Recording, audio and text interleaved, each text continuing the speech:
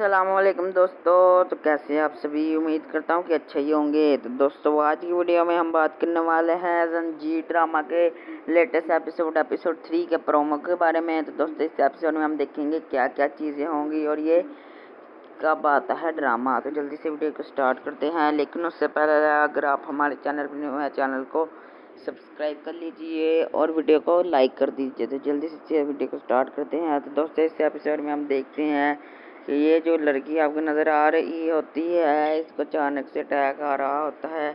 तो ये फिर ये जो लड़का है जिसका नाम फहद होता है, ये इस लड़की को लेके हॉस्पिटल आता है, लेकिन ये थोड़ा सा लेट हो जाता है और ये लड़की वो मर जाती है। फिर ये उसको दफनाने के लिए कब्रिस्तान में जाता है और इसके दोस्त भी आए होते हैं। फिर ये दफना के जैसे घर आता है, जिस लड़की की जो बहन होती है वो रो रो कर कहती है किधर है मेरी बहन, किधर है? तो वो लड़का कहता है वो तो मर चुकी। तो वो फिर कहते हैं मुझे उसकी कब्र पे ले चलो। तो फिर वो उसकी कब्र पे ले